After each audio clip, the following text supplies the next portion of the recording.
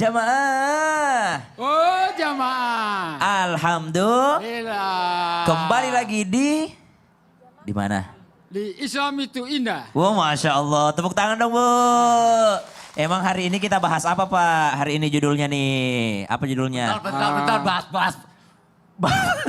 Baru ditinggal minum bentar, udah ngambil alih kerjaan saya. Bapak mau ngapain di sini? Kan Mau tadi. jadi hus. Apa? Jadi hus. Hus. Hus. Apa tuh? Hus. Mau jadi apa? Jadi hus. Bapaknya mau ke Bandung. Mau jadi hus.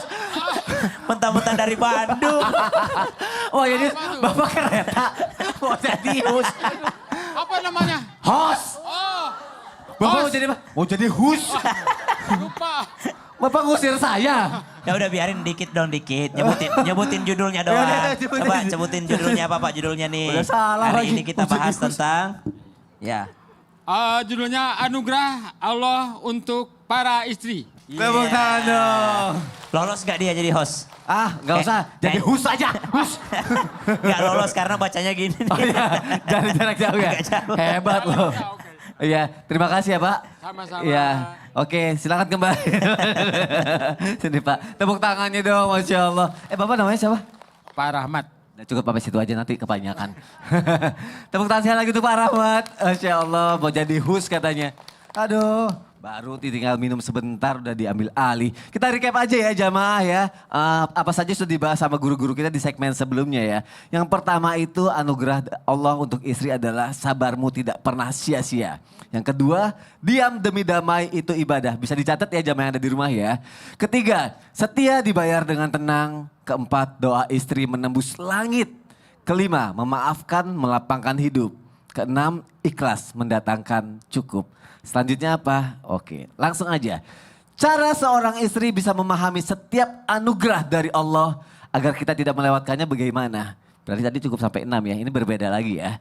Cara seorang istri bisa memahami setiap anugerah dari Allah agar kita tidak melewatkannya. Kita dengarkan tausiah dari guru kita, Ustadz Syam. Silakan Ustadz. Terima kasih Mas Soni, Tabe Guru Kusat Maulana, Ustaz Zanada, para jamaah, para alim ulama, para jamaah yang di rumah yang masih mencatat, Masya Allah. Ada kekuatan yang pertama agar bisa memahami setiap anugerahnya Allah. Karena tidak semua hamba Allah mampu bersyukur. Sehingga diajarin doa bersyukur dalam Al-Quran. Surah Al-Ahqaf ayat 15. Sama-sama kita baca. Bismillahirrahmanirrahim.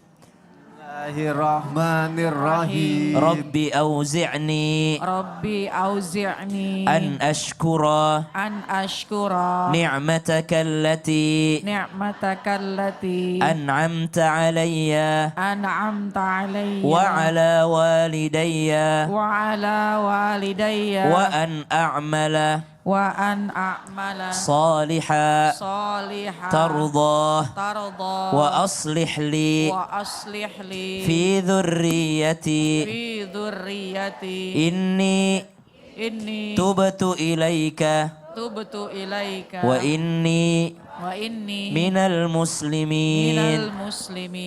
Allah katakan dalam Al-Quran, wa qalilum min ibadiyas syakur. Sedikit sekali dari hambaku yang mampu bersyukur. Berarti kita harus berdoa agar mampu bersyukur. Bagaimana bisa bersyukur kalau tak mampu memandang nikmatnya Allah? Sehingga doanya surah Al-Ahqaf ayat 15. Rabbi auzi'ni an ashkura ni'mataka allati an'amta alayya. Ya Allah, ya Rabb, bantu aku melihat nikmat yang telah engkau berikan kepadaku agar aku mampu untuk mensyukurinya.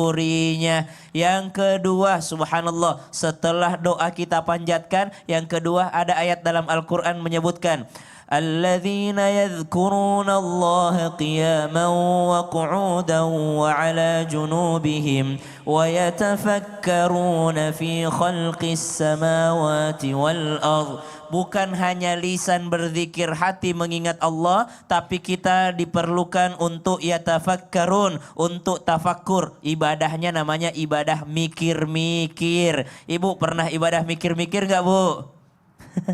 Gimana tuh, ibadah Diego? ibadah Langsung mikir-mikir. mikir sekarang.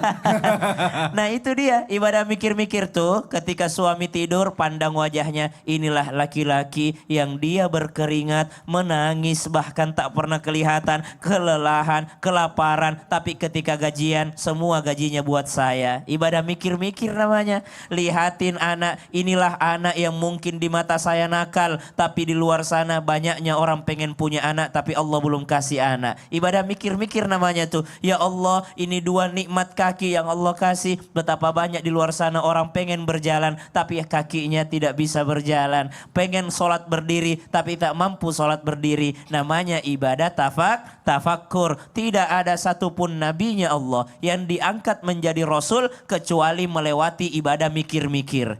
Kenapa Nabi SAW diturunkan wahyu di atas gunung? Karena Nabi lagi tafakkur di atas gunung. Coba Nabi Musa alaihissalam juga demikian. Nabi-nabi yang lainnya juga melalui proses tafakkur. Ibadah mikir-mikir. Gimana ya bisa memperbaiki orang-orang jahiliyah di Mekah ini? Kata Nabi, gimana bisa memperbaiki lingkungan ini? Itu dimulai dengan berpikir semuanya. Maka nikmat Allah mampu kita pandang dan kita syukuri hanya melalui ibadah mikir-mikir. Bu, sebelum makan pandang tuh nasi. Ini prosesnya nggak langsung jadi nasi ini. Ini ada seorang petani yang setengah mati menanamnya. Ada seorang petani yang subhanallah dijagain sawahnya karena banyak burung yang datang memakan padinya. Ini ada seorang petani yang menjemur gabah dulu. Ada pabrik yang melalui itu baru jadi beras. Setelah itu dicuci. Subhanallah. Maka ibadah mikir-mikir inilah yang bisa membuat seseorang memikirkan nikmatnya Allah Subhanahu wa taala sehingga mampu untuk mensyukurinya. Ketika Nabi sujud sampai bengkak kakinya,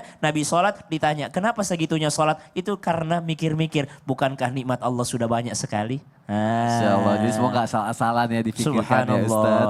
Terima kasih Ustaz. Sama-sama, Tepuk tangan untuk guru-guru kita, Masya Allah, tabarakallah. Insya Allah hari ini bermanfaat untuk kita dan bisa menjadi amal baik untuk kita semua. Amin ya Rabbal Alamin. Semangat para istri. Semangat para suami yang ada di rumah juga ya. Yuk sekarang kita masuk lagi ke segmen Curhat dong Ustaz. Iya, kami curhat. Tadi waktu aku di luar ada yang mau curhat katanya tuh. Coba yang mau curhat boleh angkat tangannya. Yang mau curhat. Tadi ada yang maksa mau curhat. Oh ibu. Ibu mau curhat kan? Iya. Ayo ibu ikut saya ibu. Sini bu. Sini bu, sini ayo. Mau curhat apa kira-kira ya? Ustaz Maulana izin, Ustazah Nada izin Ustazah. Ya, sini bu, sini jangan takut bu. Ini Bu, tengah. Kasih salam dulu, namanya siapa? Bismillahirrahmanirrahim. Assalamualaikum warahmatullahi wabarakatuh. Waalaikumsalam warahmatullahi wabarakatuh. Nama saya Ibu Atik dari MT Al Harus, Balai Endah, Bandung, Kabupaten Bandung. Tepuk tangannya dong. Ibu mau curhat apa mau jadi host? Oh, jadi host. Mau curhat apa ibu? Ya, tapi di luar tema, boleh? Enggak apa-apa. Ustadz? Iya. Yang penting jangan di luar studio ya. Iya, ini Ibu mau nanya. Kan Ibu jualan di warung. Terus kan banyak jualan yang suka nitip. Iya, terus yang nitip itu nitip. Kalau pertama mah udah diambil gitunya, habis diambil. Kedua habis diambil. Pas kelama-lamaannya teh mungkin lihat, oh masih ada, nggak diambil gitu. Barangnya teh masih ada, tapi uangnya dipisahin sama ibu gitu.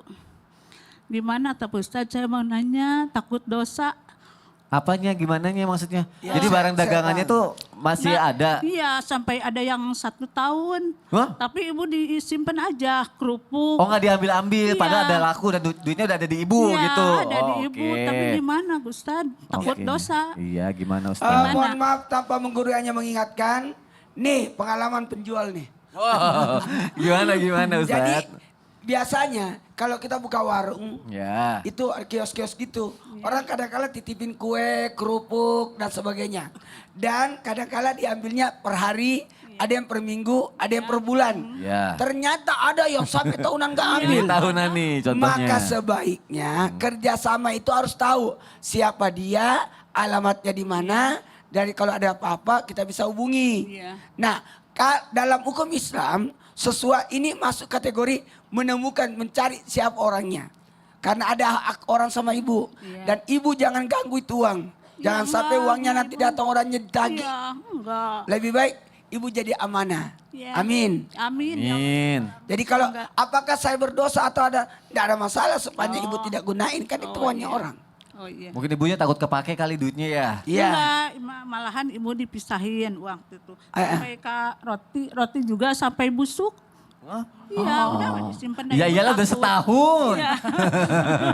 Sampai bulukan udah Gimana Ustazah Nada? Iya, nah itu setahun diapain itu roti yang udah begitu diamin aja gitu ya. Dari tanda bukti. Nggak ada yang ngambil iya, gitu. iya benar-benar. Jadi begini Bu, karena kita yang punya warung, kita yang punya kios, ketika kita ingin mendapatkan amanah dari orang lain, maka memang pertama harus ada jelas kerjasamanya. Ini kan makanan nih, kalau misalkan nggak habis bagaimana? Misalnya yang menitipkan, ya udah pokoknya sehari nggak habis, ya udah saya ambil. Tanggung jawab di dia. Ya ibu juga bisa sampaikan, ini kan saya cuma ketumpangan, artinya saya kan memang ada cuma kios. Kalau memang misalkan 2 hari, 3 hari emang nggak laku, saya nggak resiko ya. Artinya ini kan kita berusaha ikhtiar. Tapi kalau memang tolong nanti diambil supaya ada dua-duanya tidak saling merugikan. Dia tahu resikonya, ibu pun tahu beresikonya. Artinya sebisa mungkin ketika dititipkan ada sebuah komitmen, perjanjian supaya ibu enak, dia juga enak. Nah kemudian yang kedua, ya tadi yang Ustaz Maulana bilang, ya udah uangnya dipegang, disimpan. Kalau memang untuk jadi bukti, ya udah. Ada. Ya insya Allah. Mudah-mudahan yang lagi nonton, Iya, yang ambil. Langsung loh. Ayo. ke warung Bapak Ade. Udah bisa nih. Sekalian. Sekalian coba udah boleh mau ngomong apa? Iya. Ayo. Mudah-mudahan nonton. Nonton. Kalau yang Mudah-mudahan nonton gimana Bu? nonton. Ambil. Ambil aja di warung Pak Ade kan di itu deket retensi. Iya. Iya. Ya Ya udah. udah pokoknya jangan nggak diambil gitu ya. Abis ini ibu jualan barang antik aja, rotinya udah setahun tuh udah antik banget lah Bu. Iya, insya Allah. Oke Ibu, terima kasih ya sudah Iya. curhat ya. Ibu tetap di sini aja, jamaah yang ada di studio juga, yang ada di rumah juga. Kita sama-sama akan mendengarkan doa dari Ustadz Syam. Silakan Ustadz. Bismillahirrahmanirrahim. Alhamdulillahi Rabbil Alamin. Allahumma salli ala Sayyidina Muhammadin Nabiyil Ummi wa ala alihi wa sahbihi wa sallim. Allahumma barik lana في رجب وشعبان وبلغنا رمضان بصحة وعافية ورزق واسعة يا الله berkahilah kami di bulan Rajab ini, bulan Sya'ban, panjangkan umur kami berjumpa dengan bulan suci Ramadan. Orang tua kami jikalau masih hidup panjangkan umurnya, jikalau sedang sakit sehatkan ya Allah, jikalau pun sudah meninggal dunia maka terangkan kuburnya, pertemukan kami kembali di Jannatul Firdaus. Wa sallallahu ala sayyidina Muhammadin walhamdulillahi rabbil alamin. Ya Rabbal Alamin. Terima kasih guru-guruku, terima kasih jamaah. Insya Allah besok kita ketemu lagi ya. Wassalamualaikum warahmatullahi wabarakatuh. Waalaikumsalam warahmatullahi wabarakatuh. Allahumma barik lana fi Rajab wa Sya'ban